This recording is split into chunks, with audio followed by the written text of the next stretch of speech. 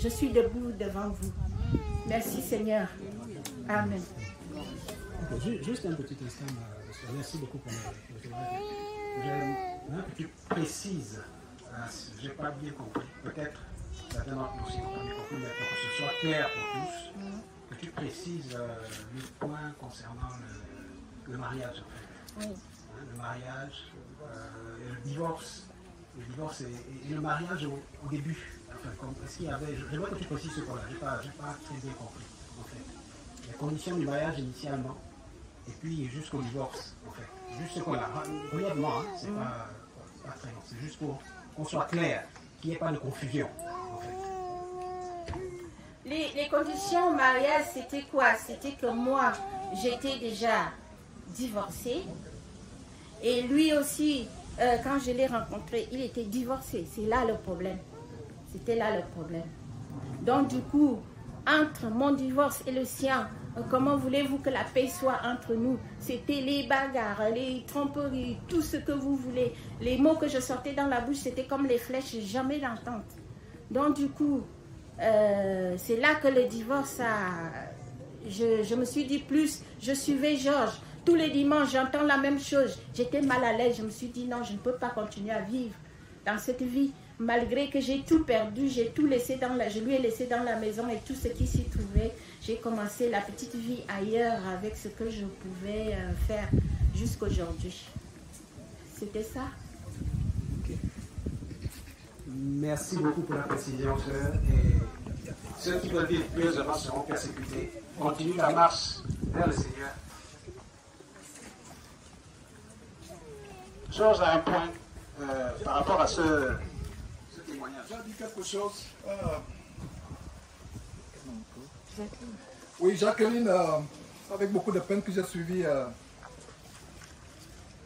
ton message. Et c'est la première fois que je vois une sœur en Christ.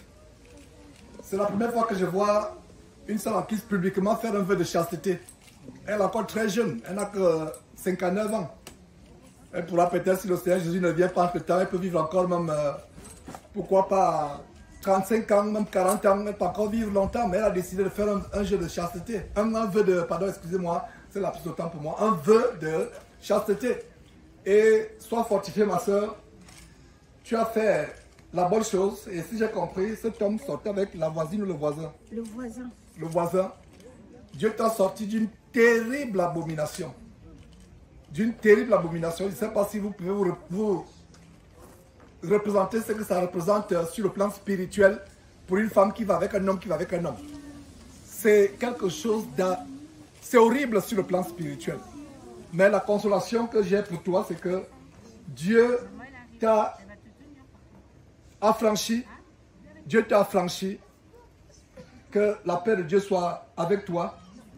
Et sois vraiment persévère dans cette parole. Nous rendons grâce à Dieu. Et ce n'est pas mes enseignements, c'est les enseignements de la parole de Dieu. Je ne suis qu'un instrument. Et continue à persévérer dans cette parole de Dieu, Jacqueline. Et beaucoup de courage. J'aimerais dire quelque chose par rapport au mariage et au remariage. Surtout vous les jeunes gens, je vous en supplie, rendez-vous service. Quand vous pensez que vous voulez vous marier, ne vous mariez pas avec quelqu'un qui est déjà divorcé. Faites des recherches. Engagez même un détective. Parce qu'il y a les bandits là dehors. Moi, j'étais un bandit en chef bandit. Je sais comment l'homme avec la langue mielleuse sait embobiner une femme. Je faisais partie. J'avais une langue exercée pour séduire. Et j'ai entraîné beaucoup de femmes en enfer. Et je le dis aujourd'hui avec larmes. Mais, jeunes gens, jeunes filles, le témoin de la sœur fait mal.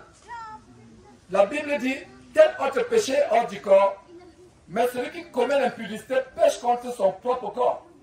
Il y a des erreurs que j'ai commises, que certains parmi nous ont commises, qui nous poursuivront jusqu'à la fin des jours. Est-ce que vous comprenez ce qu'elle dit?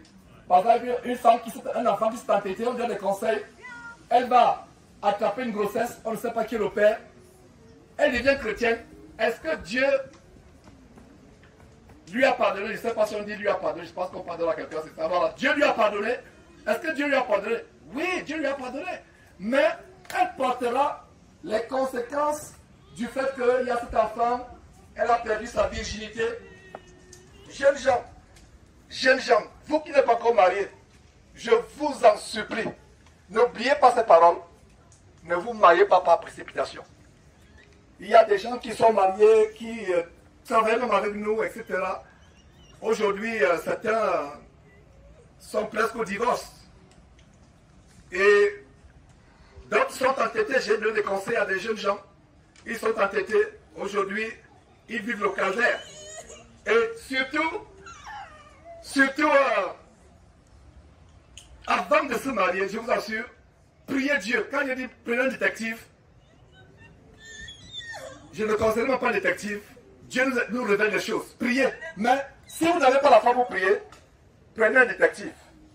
Vraiment, cherchez, parce qu'un homme va vous dire qu'il n'a jamais été marié. Parce que quand vous mariez, c'est fini. Et si quelqu'un parmi nous est marié et divorcé, vous vivez dans l'adultère. C'est la parole de Dieu. Vous vivez dans l'adultère si quelqu'un parmi nous est marié et divorcé. On se marie une fois. Se marier et se remarier à quelqu'un, c'est l'adultère. Et aujourd'hui, les faux pasteurs et de noces encouragent le mariage et le remariage. Le seul mari que vous devez avoir, vos femmes, c'est le premier. Et tant qu'il vit, même si vous divorcez, vous serez toujours mariés aux yeux de Dieu. Tant qu'il vit, la seule chose qui met fin à un mariage, c'est quoi? Merci, amen. La mort. Vous voyez, ce n'est pas moi qui ai répondu. Les frères ont répondu. Parce qu'ils ont la connaissance de la parole de Dieu. La seule chose qui met fin à un mariage, c'est la mort. Donc, toi qui es marié, si ton mari vit, et tu l'as connu, il était déjà marié, ou quand tu étais marié, comme le cas de Jacqueline, elle a fait la meilleure chose. Elle a fait avec foi. On ne force personne. Vous avez le libre arbitre. Choisissez si vous voulez plaire à Dieu ou si vous voulez plaire au monde. On n'a pas prévu un enseignement sur le mariage, mais ce témoignage ouvre la porte à une exhortation. Dieu voudrait que nous soyons purs. Je disais à la sœur Maximile, il s'est parlé quelque part. Elle a le même problème. Cette sœur a pleuré hier soir. Vous avez tout le monde qui était parti. Nous sommes restés seuls autour de la table. Malgré le fait qu'elle ne réside pas ici. Elle est restée, elle pleurait, ça me faisait mal. J'ai retenu mes larmes en voyant comment Maximile pleurait. Elle a fait une erreur grave. Et sa vie est tellement confuse. Vous voyez comment le diable, c'est le Dieu de la confusion. Dieu avec petit d, le faux Dieu. Il apporte la confusion. Et votre vie, vous n'avez plus la conscience tranquille. Je vous assure, je lui disais hier, mieux vaut être célibataire. Mieux vaut être célibataire, je vous assure, que de se marier et aller à l'enfer. Le bonheur sur cette terre, c'est pour un temps. Regardez, nous sommes aujourd'hui en France, ce beau pays, la France, que j'ai appris à découvrir depuis une semaine. Il y a des gens dans ces villages qui sont morts. Qu'en est-il à Paris? Il y a des gens qui sont dans les morts, qui sont morts. Vous pensez que nous sommes ici présents parce que nous sommes meilleurs? Ne pensez pas que nous sommes éternels. Notre vie sur terre. Fermez tout simplement la porte et si quelqu'un peut, peut-être, je pense qu'on a en train de prier pour un enfant, je crois. Ok, voilà. Donc, je vous assure, l'éternité est tout ce qui est meilleur. Surtout les jeunes gens, je ne sais pas si on aura le temps d'avoir une réunion avec les jeunes gens. Je pensais avoir une réunion avec les jeunes gens, les jeunes filles, pas moi, ou les jeunes entre eux, donnent leur témoignage, comment vivent leur foi dans les lycées, les collèges, dans leur famille, etc. On comptait les jeunes gens de 16 ans, 17 ans avec les enfants de Claude. Claude a fait un très bon travail d'élever ses enfants dans la sanctification. J'ai passé 2 nuits chez Claude. J'étais émerveillé. J'ai vu ses enfants tout petits en 2016 à Houston, 2016 je crois. Ces filles priaient les Odélia.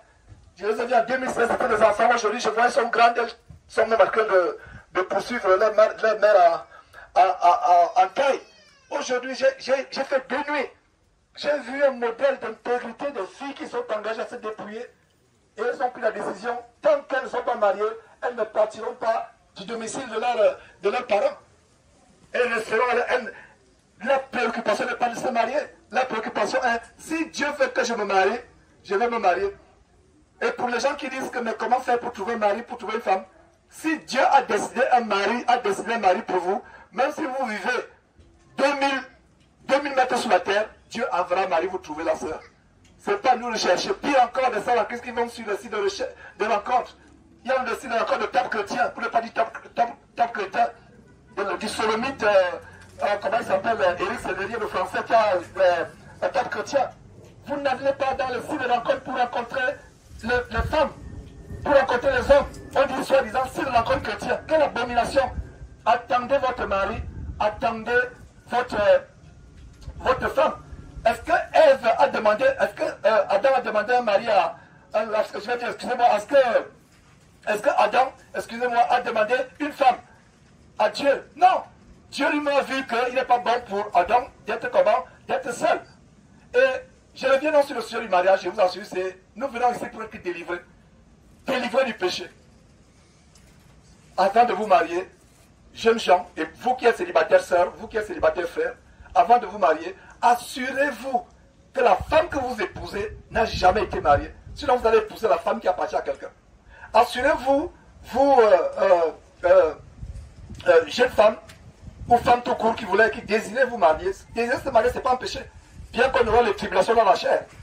Je vous assure, si vous vous mariez sans la volonté de Dieu, vous allez vous marier avec la crise cardiaque. Si vous mariez sans la volonté de Dieu, vous allez vous marier avec les AVC. La crise cardiaque, tension tous les jours. Il y a des femmes qui sont mortes à 35 ans, 40 ans parce qu'elles sont mariées à un voyou qui lui casse la tête tous les jours. Il y a des jeunes gens qui sont mariés, qui sont morts à 35 ans, 30 ans, j'en connais. Parce que la femme était la carie dentaire dans la colonne, sur la colonne vertébrale, dans les articulations, tout. La femme était la carie dentaire. C'est l'AVC. Vous mariez hors de la volonté de Dieu, vous mariez avec la tension, l'AVC. Et voilà, Jacqueline encore, sois encouragée. Ne vous mariez pas avec précipitation. Si vous êtes marié à une femme, vous hommes, frères, vous êtes marié à une femme dont le mari vit encore, cette femme n'est pas votre femme. Et c'est le Seigneur Jésus-Christ qui a dit, c'est pas moi, c'est pas ma doctrine. Moi je pensais que divorcer et se marier c'est ok. Il y a mon propre petit frère, même père, même mère, qui se dit chrétien. Et je lui parle plus salut, parce que la Bible dit, si quelqu'un se dit chrétien, n'obéit pas au commandement de Dieu, faites quoi? Lui dire salut? Non! J'ai dit, cher petit frère, tu es chrétien. Il me dit, ah bien sûr, je suis chrétien. Mais ton embarras que tu as prise là, après que ta femme t'ait divorcé, et regardez quoi? Je lui avais dit, cette femme que tu prends n'est pas ta femme. Il a dit, mais comment tu trouves aujourd'hui? Je lui ai dit, est-ce que tu te rappelles que je t'avais dit que ce n'est pas ta femme? Il a dit, je me rappelle. Mais elle a commis l'adultère. Elle a commis l'adultère. Il y a des gens qui disent, si tu commets l'adultère, si la femme commet l'adultère, tu peux divorcer et te remarier. Non. Si tu veux divorcer, parce que la femme a commis l'adultère, c'est parce que tu manques de pardon. Maintenant, si tu divorces, ok, elle a commis l'adultère, tu ne peux plus te remarier. En conclusion, jeunes gens, jeunes femmes, ne vous précipitez pas. Demandez la volonté de Dieu pour vous marier. Et si vous êtes marié à quelqu'un qui est divorcé, mettez ça en règle. Et donc Dieu, sur la base de Matthieu, sur la base de Proverbes, c'est ce que Esther, le verset que tu voulais lever, Esther, j'ai quitté hier, Proverbes chapitre 28, verset 13, c'est ce que tu voulais dire.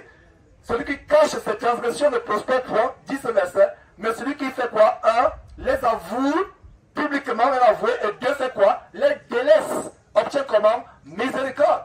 Et délaisser signifie quoi? Abandonner. Il y a des gens qui disent, je me suis remarié à quelqu'un de divorcé, mais Dieu m'a pardonné, je suis là au divorce. Non. Tel autre péché hors du corps, mais celui qui commet l'adultère, l'impudicité, pêche contre son propre corps. La seule chose à faire, c'est de sortir de là. Tant que vous ne sortez pas d'un remariage, vous êtes dans la voie qui mène à l'enfer. Et c'est ce que Jacqueline a connu, a compris, et elle est sortie, ça fait mal. Elle avait eu la peine à joindre les deux bouts. Mais regardez comment Dieu prend soin d'elle. Et même ces avocats que tu as pris, c'est une opinion. C'est pas un commandement, c'est une opinion. À ta place, je me fierai au seul avocat dans cette affaire. Que tout ce qui arrive, arrive. Même s'il ne te paye pas, c'est pas grave, Dieu prendra soin de toi. Donc, jeunes gens, je vous en supplie, ne vous mariez pas avec précipitation. Si vous vous mariez avec précipitation, vous allez épouser la crise cardiaque, vous allez épouser les AVC, vous allez épouser les anorexies, vous allez épouser les insomnies, vous allez épouser la mort. J'allais terminer, que Dieu nous bénisse.